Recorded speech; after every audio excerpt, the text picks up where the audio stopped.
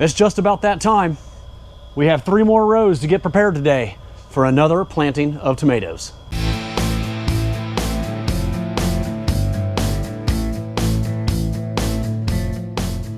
Welcome to Wishwell Farms, everyone. I'm Jason, and today Emma and I will be preparing these 3 rows for another planting of determinate tomatoes that will be ready to put in here sometime next week. So I got all of my supplies ready to go. We have cutters, hole punchers for the irrigation lines. That's what this is. We're going to be rolling out 3 new irrigation lines. Now, we've been growing grape tomatoes in this greenhouse for 6, maybe 7 years now. And the lines that were here had 3 holes punched in them for each bag, because you can plant grape tomatoes a little closer together. Since we're putting a different style of tomatoes in here that really bush out, we're going to change it up to only have 2 holes per bag. So we're going to be cutting the holes in these bags, rolling out new water lines, punching the holes in those water lines, and then putting the drippers in them. They're right here. These are all ready to go. We'll be popping in those red woodpecker drippers that has a little tube on it with a stake. And it will look similar to this when we're finished. We have our header line, our feed line coming off of it with a shutoff valve, and there is our woodpecker dripper with the tubing up to the stake. Now there will be one difference. We are not using rock wool cubes for this next planting. The tomatoes that are going to be going in these bags are just planted in standard starting and plug mix in a 50 count pro tray. So we're just going to be pulling those out and popping them down into the perlite, and that's where they will be growing. It's going to be very similar to the way we grow them out in our fields on raised beds with mulch and drip irrigation. The only difference is that these will be going in bags of perlite. All right, before Emma and I can start working on this, we have a few other things we got to wrap up around the farm. Starting to feel a little bit more like spring today, here on April 2nd. Nice to see the sun for a change.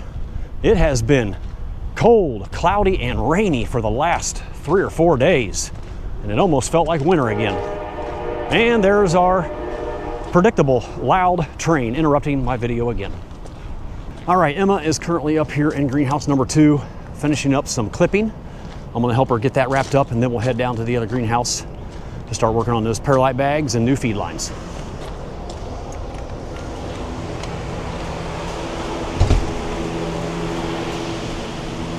Turn off this noisy fan jet.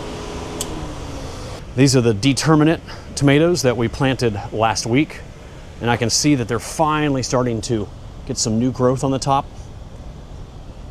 They're growing just a little bit, not much. It just wasn't good growing conditions for the last 4 or 5 days. But with this sunshine today and the warmer temperatures coming, they should really start taking off. So Emma's back there putting on clips on this 3rd row. We already have row 1 and 2 done. It's kind of pretty. It's mesmerizing looking at all those strings. How have the plants been looking down that way? I think they look really good. I feel like they've grown a ton since Tuesday. Yeah, and I'm starting to see some flowers open up. Yeah, I saw definitely more flowers today. Yeah, there's only a handful, but here in a couple more days there should be blossoms opened up everywhere. It'll be a sea of yellow flowers opened up out here, and we'll have to put the bumblebees in here to get them pollinated. I'm sure many of you have the question, why do I need to put bees in here to do the pollinating? Because tomatoes are self-pollinating, right? That is true. However, we are in an enclosed environment. There's no wind in here other than what this convection tube blows down when it's distributing the heat throughout the greenhouse. So most of the time, the flowers will become pollinated.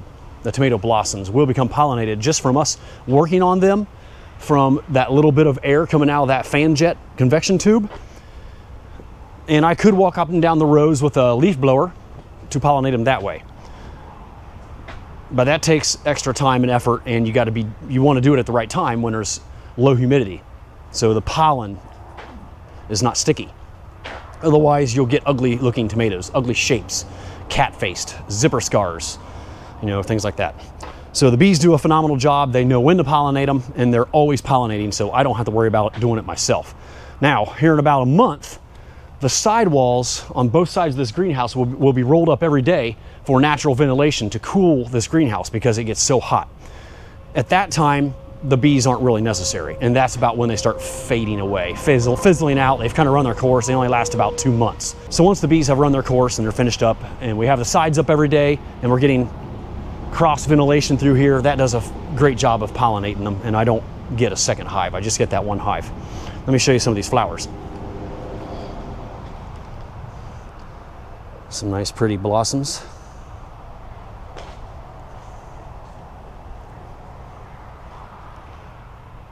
See, they're not on every plant. Some of them are just starting to open, like that one there. So I'll put the bees in here tomorrow to make sure those ones that are open get pollinated. All right, we have some more tomatoes we need to prune in here real quick, and then we'll head down and work in the grape house. Just need to prune these down to 4. A couple days ago when we were in here, some of these ones on the end, like this one, did not have a tomato on it yet.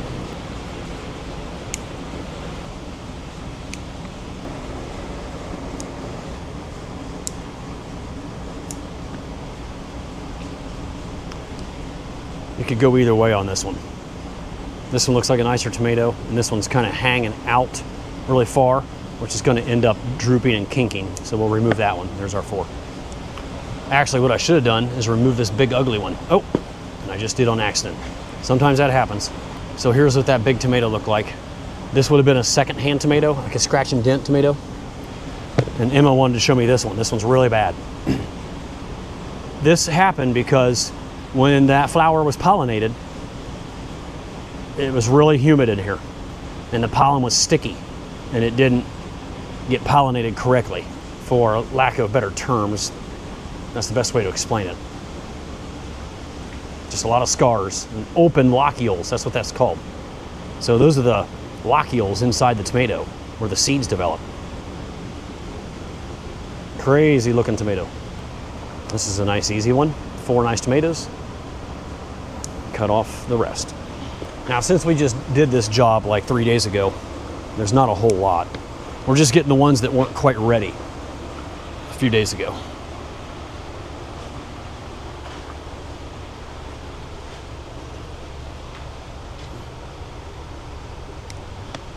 Well, that didn't take too long. We are all finished up in there, heading down to the grape tomato greenhouse to work on those 3 new feed lines. All right, we're ready to roll out this new line. I'm gonna have Emma grab one end and just hold it straight, you know, maybe a foot past the beginning of the row. I'm gonna walk this all the way to the end, cut it with maybe an extra foot. Since my T-posts are offset, I gotta kind of zigzag my way down through here.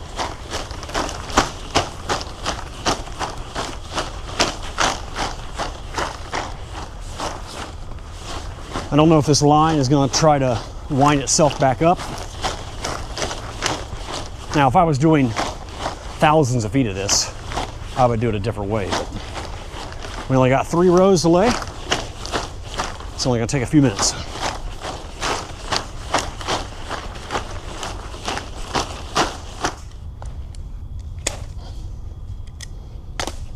Whoa, there it went. It didn't go too far.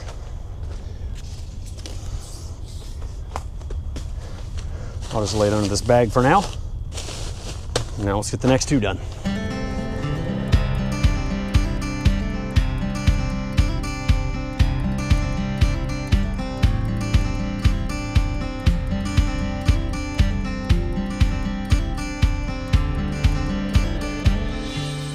So that's going to lay right there like that. And I think we have the line straight up and down all the way to the end. And this is the little tool. We're going to punch holes in the line. So we're going to do 2 holes per bag.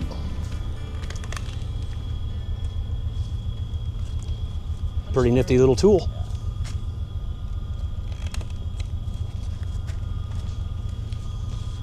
So Emma's going to punch 2 holes right in front of each bag, all the way down.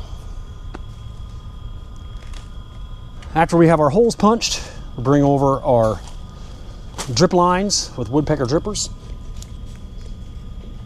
pop them right in a hole, just like that. And we'll cut our holes on the bags later. That way we don't have to worry about any perlite spilling out. We'll do that on the day we're gonna plant. So to attach our feed line to the drip emitter, just gonna get a nice straight cut with scissors. Back off this little clear plastic piece. And slide it right on. And clamp it back down. That's all there is to it. All right, Emma's got all the holes about punched. I'm gonna start popping in these woodpecker drippers. I'm just gonna let them dangle for right now. And I do plan to flush these out with some either oxidate or sanidate. What's the new one I have? Oh, man, I just bought a new cleaner. I can't remember what it's called though. Oh, Green Clean Acid Cleaner. I think that's what it is. BioSafe Systems, by the same company who makes oxidate and sanidate. So I'll run that through these lines just because there is some gunk on the bottom of these little woodpecker drippers. And hopefully they all start flowing. So I'm gonna do a Green Clean Acid Cleaner flush, and then the next day I'll do a sanidate flush. And that is supposed to help eat away all of these like fertilizer or mineral deposits on these woodpecker drippers.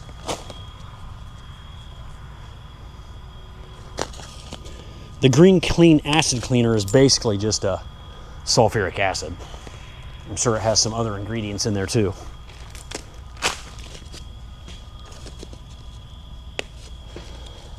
So someone commented the other day that I need to have knee pads. And they are right. I just never think about it until I'm in the middle of working on my knees. But in here, it's really not bad. It's really soft. I have like soft gravel fines right here, and the rest of the greenhouse is kind of like dirt, soft dirt, so it's not uncomfortable like it was when we were working on the greenhouse plastic. That was a little uncomfortable. A lot of times I try to be in this position here, more of a squatted position instead of on my knees.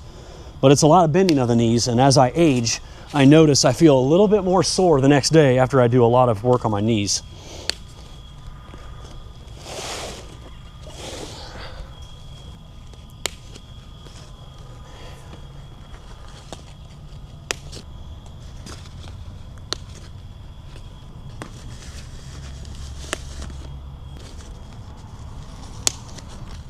Snapping these little drippers into the holes is kind of satisfying.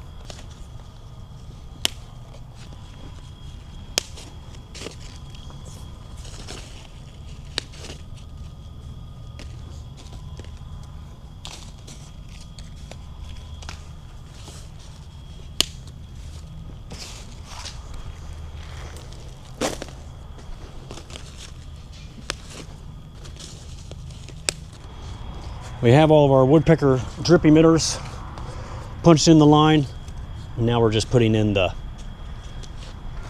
tubes and stakes, checking them as I go to make sure I can blow through them.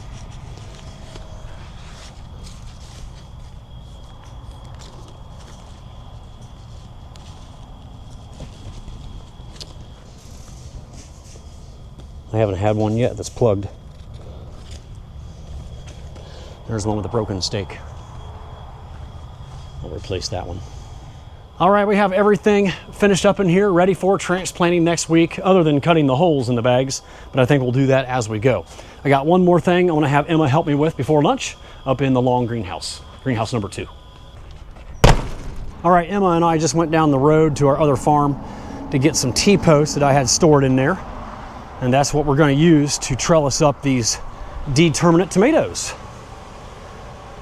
So we're just carrying in the posts, and we're gonna set them all out, and then I gotta get them pounded in. That may be a little difficult. I haven't tried it yet because there is gravel, at least 4 or 5 inches of gravel that I'm gonna have to pound these posts through. So I may end up renting some sort of post pounder. I don't know if they're electric or gas. I'll just go up to the local rental station and see what they have, because I have a feeling it's gonna be really hard to hand drive these T-posts through this gravel. But the way we're doing this is we're going to obviously have one at the end of each row as our anchor post And then we're gonna drive one in every 5 buckets or every 5 plants. So we need 22 T-posts per row. These are a little awkward to work with. Smash or pinch your fingers if you're not careful.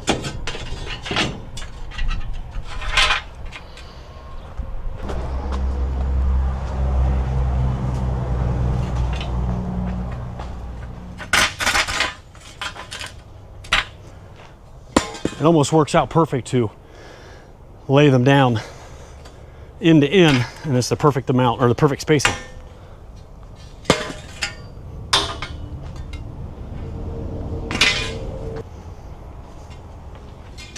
We have all of our T-posts laid out along the ground, ready to be pounded in. We hope to get that done sometime early next week so we can start stringing up these determinate tomatoes using the Florida weave. Back down here in the grape tomatoes, and I just saw a couple random bees. There's one flying around in here, and the hive is not down here right now. I closed it up partially so they'd all return home. That's what it's called, returning home to the hive. And I moved it back up to greenhouse number 1 to do some pollinating up there because the hive was in here all day yesterday. And normally when you close the little door halfway, they all return home within, or back to the hive within an hour or 2. But today a couple stragglers are still out and about working hard pollinating. I feel bad for them. Sometimes, you know, they'll get tired and you'll find them just hanging on a flower, not doing anything. And I'll capture them and take them back up to the hive. So I'll come back down here later this afternoon and see if they're still out and about and try to take them back up and put them back in their home. As you can see, there are a lot of plants leaning out into the aisleway, starting to flop over, and they need to be strung up or trellised up into place before it gets any worse. To hold all these tall tomato plants up into position, we use a system called the Florida weave to string them up between these steel T-posts. And there's actually one stringing already installed right there that I put in last week. The plants are really taking off and they need a second stringing today.